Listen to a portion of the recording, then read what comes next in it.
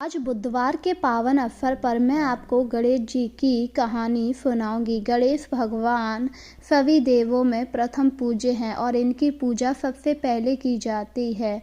वैसे अगर बात की जाए तो बुधवार वाले दिन बुध देव की पूजा भी की जाती है। जो जैसी भक्ति जिनमें रखता है वो बुधवार को उन्हीं की उपासना करता है। पर आज हम आपको गणेश जी की महिमा की कथा सुनाएंगे। तो आइए शुरू करते हैं। किसी गांव में एक बूढ़ी औरत रहा करती थी। वह बहुत ही गरीब थी, पर वह गणेश भगवान की बहुत बड़ी भक्त थी और उसके पास एक मिट्टी के गणेश की प्रतिमा थी जिसकी वह रोजाना पूजा किया करती थी। एक दिन उसने देखा गांव के सेठ का मकान बन रहा था। मकान को देखकर उसने कहा, मैं इसी मिस्त्री के पास जाकर अपने गणेश भगवान को पक्का करवा लेती हूँ, जिससे ये कभी भी गलेंगे नहीं, क्योंकि जब भी बारिश होती है तो मुझे अपने गणेश भगवान को बड़ा बचा कर रखना पड़ता है।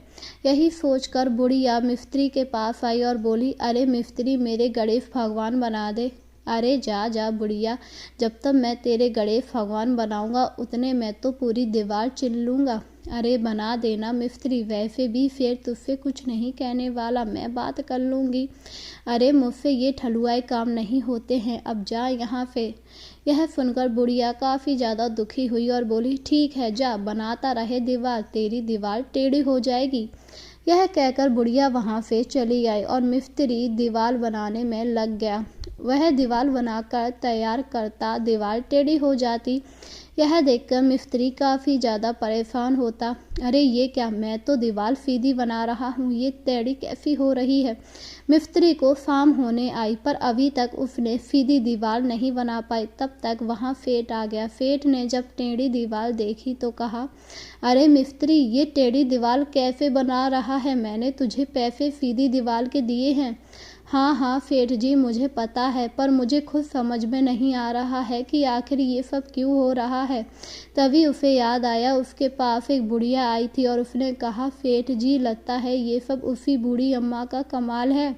मैं कुछ समझा नहीं, किस बूढ़ी अम्मा का बात कर रहा है। इसके बाद मिस्त्री ने सेठ को पूरी कहानी बताई। मिस्त्री की बात सुनकर सेठ ने कहा, अच्छा ऐसी बात है, ठीक है, मैं उन बूढ़ी अम्मा से बात करता हूँ। इसके बाद सेठ बूढ़ी अम्मा के घर पर आया और बोला, अरे बूढ़ी अम्मा, ये तुमने क्या कर दिया। क्या हुआ सेठ जी, मैंने तो कुछ भी नहीं किया है। हाँ हाँ मुझे पता है, तुमने ही सब किया है। तुमने ये क्यों कहा कि मेरी दीवार टेढ़ी हो जाए। अब मेरी दीवार सीधी बन ही नहीं रही है। मुझ मिस्त्री को माफ़ कर दीजिए, मैं आपके लिए सोने के गणेश बनवा दूंगा, बस मेरी दीवार को सीधा करवा दीजिए। यह सुनकर बुढ़िया काफ़ी ज़्यादा खुश हुई, क्योंकि उसे नहीं पता था कि गणेश भगवान उसकी मनोकामना पूरी कर देंगे, क्योंकि उसने गणेश भगवान से यही कहा था और उसने कहा, ठीक है, तुम्हारी दीवार सीधी हो जाएगी।